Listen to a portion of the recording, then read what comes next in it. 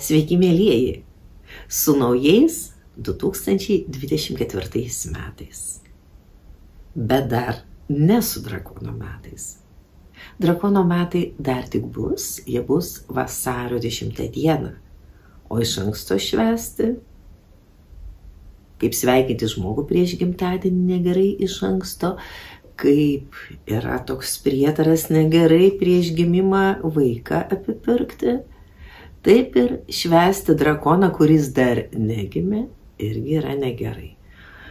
Ką jau kalbėti, kad dabar vis dar tęsiasi juodojo katino metai ir tas juodasis katinas ims ir supyks ir vat jau kai jau pereis kelią, tai žinosit. Tai gal jau su juodais katinais nesipykite, pagerbkite juodus katinus. Kažkada esu minėjusi, kad ne vienoje šalyje yra geras prietaras, kad kai juodas katinas perbėga kelią, jis atneša pinigus. Taigi, kalbant apie pinigus, 2024 metai pagal planetų padėtį iš tiesų žada gausą pinigus, bent jau finansinės padėties pagerėjimas turi būti, privalo būti. Ir tam palankiausia bus pirma metų pusė pinigų kaupimui, finansinių problemų sprendimui. Patys net nustebsite, kokiu būdu gana paprastai sprendžiasi tai, kas anksčiau atrodė tiesiog neįveikiama. Na, o smagumo bei margumo dėlį galiu priminti, kad 2024 metai bus ne tik žaliojo drakono, bet ir gulbės metai, ir saulės metai. Na, o apie tai, jeigu norite žinoti iš anksto, jūs perskaitysite palmiroshoskopai.lt arba perskaitysite mano astrologinėme kalendoriuje. Na, o dabar apie šią savaitę. Tai jau dylančio mėnulio metas, kai viskas rimsta, galbūt aiškėja, galbūt kažkas sprendžiasi. Taip iš tiesų ir bus. Tai žada jau Merkurijus, kuris antradienį taps direktinis, pradės judėti tiesiai. Strigę reikalai, painiavos palengva ims spręstis. Daugiau energijos veiklai suteiks ir Marsas, kuris ketvirtadienį vakarop įeis į Ožiaragio ženklą. Žinia, Ožiaragio ženklas siejamas su veikla, su karjera. Bet ar verta šią savaitę triūsti? Manau, kad ne. Vis dėlto Saturnas šiuo metu yra labai nepalankioje pozicijoje ir tie, kas nusprendė patostogauti, tai yra visiškai teisūs. O jeigu netostogaujate, tai pradėkite atostogauti. Veiklai ši savaitė visiškai netinkama. Išduosiu paslaptį, kita irgi. Iki 15 dienos iš tiesų galite atsipūsti ir daryti tai, ką jūs norite. Nu, jei vis dėlto turite eiti darbą, tai patarčiau, jei tik yra galimybių, nieko sunkaus, nieko naujo nesiimti.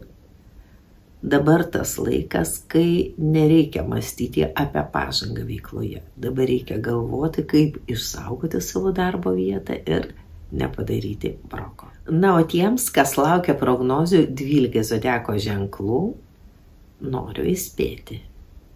Maža naujovė. Dabar prognozes pradėsiu pasakoti nuo to zodiako ženklo, kuriame dabar Saulė. Kitaip kalbant, nuo Solinezanto, kieno dabar gimtadienis. O gimtadienius dabar švenčia Ožiaragis. Tad, kas laukia Ožiaragio šią savaitę? Atrodytų dabar Ožiaragiam pats tas sėkmės laikas, jie karaliai, klesti, gimtadienio metas. Bet vis dėlto ne viskas taip paprasta. Deja, jų šeimininkas Saturnas visą šią savaitę ir dar ir 8 netgi dieną ir dalį 9 dienos bus savo itin nepalankioje pozicijoje, destruktyviame laipsnėje. Tad visiems tiem ožiaragiam, kieno gimtadienis papuola šią savaitę, patarčiau. Pirmiausia, savo gimtadienį švęsti santūriau, nes kiekvienas šventimas yra savotiškas informacijos užtvirtinimas. Tegul tai bus tiesiog ramus šeimyninis vakaras, be ypatingų pasveikinimų. Saturnas yra jūsų šeimininkas, o taip pat jis atsakingas už karjerą. Ir jeigu jau jūsų gimtadienis išpuola šią savaitę, ką aš patarčiau? Metų eigoje nieko nekeiskite veikloje, neperkite į kitą darbovietę, nepradėkite naujos veiklos. Tiesiog saugokite turimus pasiekimus, prižiūrėkite tai, ką turite ir niekur kitur į šoną, į kairę, į dešinę nebesiverškite. Saugome tai, ką turime.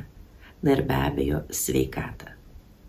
Saturnas, būdamas tokioje pozicijoje, atima daug energijos, jėgų ir netgi optimizmo. Tad visiems ožiaragiam mano palinkėjimas: šypsokitės, būkite laimingi, vertinkite tai, ką turite, džiaukitės tuo, ką turite ir neturėkite didelių užmojų. Būtent jums nereikėtų ambicingai galvoti apie savo ateitį. Savaitės pradžia, ypač pirmadienis, gana traumingas, moterim labiau. Savaitės vidurys jau linksmesnis, ypač kai Marsas eis į jūsų ženklą, suteiks jums daugiau energijos. Na, o savaitgalis, beje, savaitgalis bus visai smagus, jeigu neturėsite jokių didelių užmojų. Tai puikus laikas bendravimui su draugais, viešnagiam. Tai metas, kai galite susitikti savo tikruosius bendraminčius ir būti nuoširdžiai išklausyti. Vandenis. Savaitės pradžia vandeniam dėja sudėtinga. Skirkite jį tiesiog ramiam poilsiui, atsipalaidavimui. Ypač moteris turėtų labiau save pasaugoti. Ir tai reiškia: nesivelkite į jokio santykių aiškinimusius, ypač meilės. Nemėginkite kažko reikalauti iš savo sutuoktinio, ypač jeigu jūs norite kažką gražaus nusipirkti, įsigyti. Savaitės pradžia visiškai netinkama vertingiam pirkiniam. Palankesnis metas – trečiadienis, ketvirtadienis. Na ir visai aktyvūs būsite savaitėj baigiantis. Vis dėlto noriu įspėti, jūs kaip ir ožiaragiai esate valdomi Saturno. Saturnas yra vandenio naktinis šeimininkas, kuris dabar destruktyviame laipsnyje. Tai reikštų, kad vandeniai turi pasistengti, jeigu dirba darbe, viską daryti itin atsakingai, atidžiai. Na ir saugoti sveikatą. Dabar išauga persišaldymų, kritimų iš aukščio, įvairių traumų, na ir dėja konfliktų tikimybė. Tiesa, būtent tai labiau svarbu bus savaitės pradžioje. Savaitės viduryje galbūt kažkiek atsigausite, bet vėlgi Marsas eis į ožiaragio ženklą. Na, jei Marsas ožiaragyje paskatins vandenius apmąstymam, ar gerai tai, ką jie dabar daro, ar jų veikla jiem tinkama, patarčiau šiuo metu susilaikyti nuo svarstymų šią temą. Reikalas tas, kad dabar ne viskas gali pavykti, ne viskas išeiti taip, kaip paprastai jums gerai ir sėkmingai gaunasi. Toks laikas. Iki gimtadienio laikas yra sudėtingas, o dabar ir apskritai nėra labai palanki planetų padėtis vandeniui, ypač kai jais Marsas jo ožiaragį, tad saugokite save, stenkitės daugiau ilsėtis, gerai išsimiegoti ir atsisakykite priiminėti svarbius ilgalaikius sprendimus. Žuvis. Deja, žuvis irgi galiu prijungti prie, kabutėse, dviejų nelaimėlių sąrašo, prie ožiaragių ir vandenių. Žuvis irgi kentės nuo nepalankios Saturno padėties. Žuvim galioja viskas tas pats, kas buvo pasakyta ožiaragiam ir vandeniam. Jokių sprendimų karjeroje, jokių pokyčių karjeroje, nieko neatsisakom, nieko naujo nepriemam, ant nieko nepykstam, su nieko nesipykstam ir ypač su savo vadovybe darbe. O asmeninėme gyvenime be abejo labai svarbu stengtis išlaikyti darnius santykius, o darnos pagrindas yra kas? Ramybė su antraja pusė, su mylimu žmogumi. To linkiu jums šią savaitę. Pačios sėkmingiausios jums dienos bus jau nuo penktadienio vakaro, tad manau, kad savaitgalį jūs visai gerai pailsėsite, tai bus geras laikas viešnagiam kelionėm įvairiems susitikimam. Avinas. Tie avinai, kurie nėra maksimalistiški ir moka tiesiog pasidžiaugti tuo, kaip viskas klostosi, kaip yra, jausis visai gerai. Savaitė bus smagi. Na, o jei jūs mėginsite už kažką pakovoti, reaguosite į provokacijas ir ypač savaitės pradžioje, ko gero ne viskas geruoju baigsis. Šią savaitę siekite kompromiso. Stenkitės prisiderinti, nusileisti tiek darbe, tiek namuose. Ypač savaitgalis avinukam gali būti sudėtingas.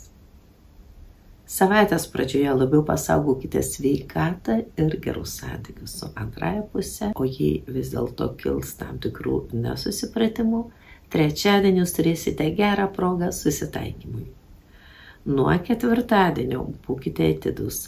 Pavakarę Marsas jau įeina į Ožiaragio ženklą ir jūs netyčia galite pasikeisti aršumo pusėn. Artimieji gali jūsų nebepažinti. Na, tuomet galima tikėtis jau ir intriguojančio savaitgalio, kuris galbūt ir bus įdomus, tačiau vargu ar būsite pailsėję prieš kitą darbo savaitę. Jautis. Jautis dabar pats laimingiausias zodiako ženklas, tad nedrįskit skųstis. Na, jeigu jūs jau skūsitės, tai kągi kitiem daryti? Dabar viskas jums patiekta ant sidabrinio padėkliuko su žydra servetėle. Jūs dabar turite viską. Ir tas viskas tęsis pakankamai ilgai iki birželio mėnesio. Nors šią savaitę aš nekviesiu jūsų spręsti problemas, tvarkyti svarbius dalykinius reikalus, bet pasiruoškite. Jau antra mėnesio pusė puikiai veiklai. Pasiruoškite dideliam, sėkmingam žygiui. Tai, kai jūs nuveiksite iki birželio mėnesio, taps viso likusio jūsų gyvenimo sėkmės pagrindu. Prasideda ypatingas laikas. Na, o ši savaitės pradžia puikia, na nebent pirmadienis gali tapti sudėtingu, jeigu imsite reikšti pretenzijas mylimam asmeniui. Pasistengti antradienį vis dėlto išspręsti kilusius nesklandumus. Trečiadienis, ketvirtadienis visai neblogas susikaupusių reikalų tvarkymui. Na, o savaitgalis vėl poilsis, atsipalaidavimas. Tiesa, kad jūs iš tiesų pailsėtumėte, bus svarbu kompromiso metas. Būtent savaitgalis patikrins, kiek jūs sugebate išgirsti, ką jums sako antroji pusė, na ir rasti abus tenkinantį sprendimą. Dvyniai. Dvyniam šis laikas puikus poilsiui.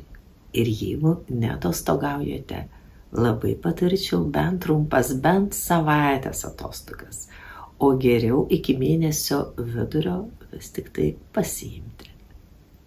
Šis laikas visiškai netinkamas veiklai, problemų sprendimui. Tai sudėtingas metas, kai reikia rūpinti savo sveikata, ramybę, kai nereikia įsitempti. Pačios palankiausios dienos bus trečiadienis, na ir ketvirtadienis iki pavakarės. Vėliau problemų gali pradėti daugėti, mat Marsas eis į jūsų išbandymo ženklą, į Ožiaragį. Ir jau savaitgalis žada rūpesčių, kurie galbūt prasidės nuo kažkokios tai nežymios smulkmenos, bet jeigu laiku nesureaguosite, pavirs į pakankamai didelę problemą. Tad svarbiausia, ką dabar reikia, tiesiog pasistengti kuo daugiau ilsėtis, ieškoti pozityvo, na ir atsiminti seną taisyklę.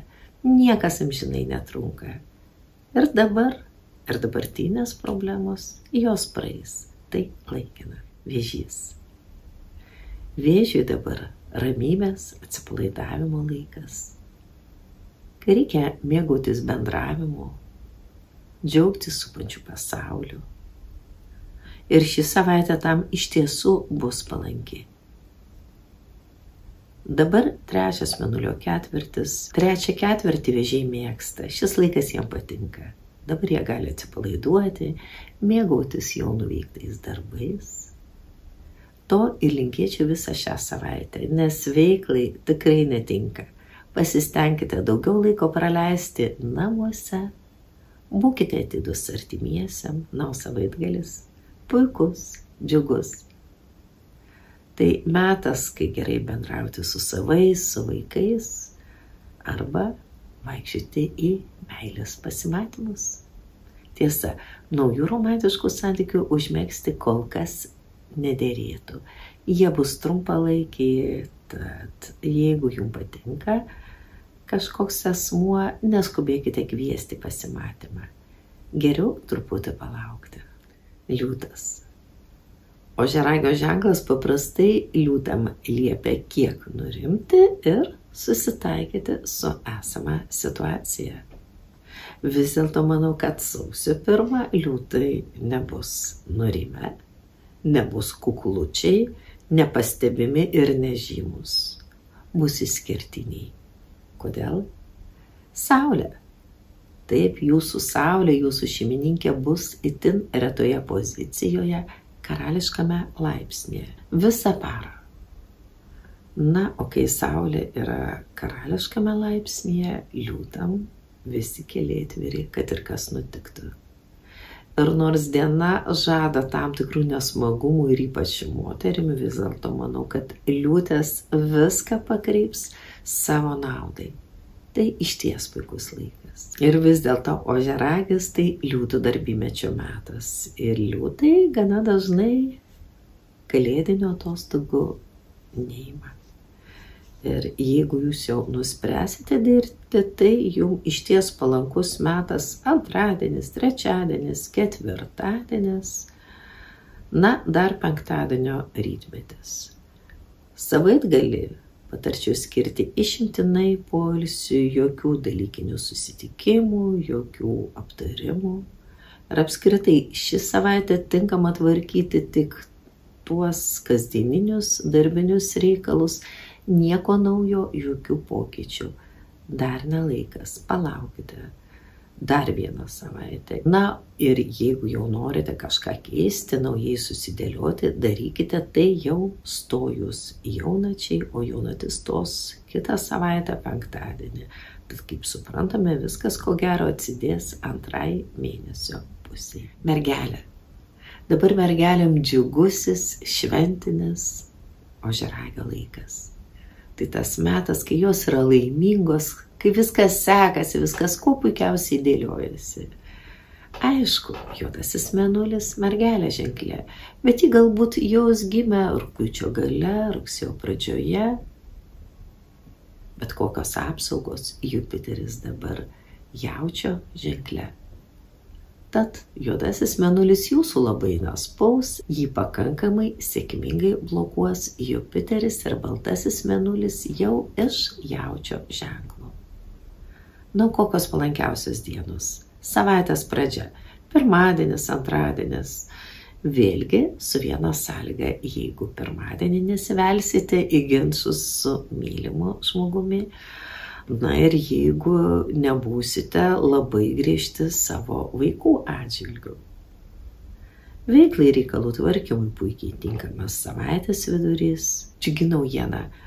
Ketvirtadienį vakarop Marsas įeina į ožiaragio ženklą ir tai reiškia, kad visi reikalai, jeigu jie anksčiau įstrigo, niekaip negalėjote kažko pasiekti, išjudinti, dabar pajudės iš įbraties taško.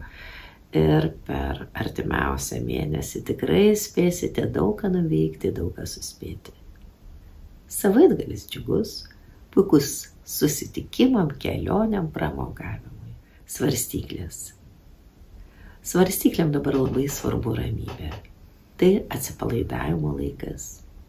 Ir geriausia, ką gali daryti svarstyklės, tai atostogauti, ilsėtis. Na, o jeigu jūsų veikla tokia, kad jūs negalite atsitraukti nuo savo darbų, tuomet bent jau stenkitės kuo mažiau dirbti. Kuo daugiau ilsėtis, kuo daugiau išsimiegoti. Ir tai metas, kai nereikia būti labai sau griežtiems. Pasilepinkite, pasimėgaukite daugiau namų ramybę, na ir be abejo skanių maistų. Tai tas laikas, kai reikia pamiršti dietas ir valgyti tai, kas nori, ir ilsėtis, miegoti irgi tiek, kiek norite. Bent jau savaitės pradžioje ir pabaigoje taip iš tiesų ir reikėtų tvarkyti dienos režimą. Kiek veiklesnė, aktyvesnė būsite savaitės viduryje.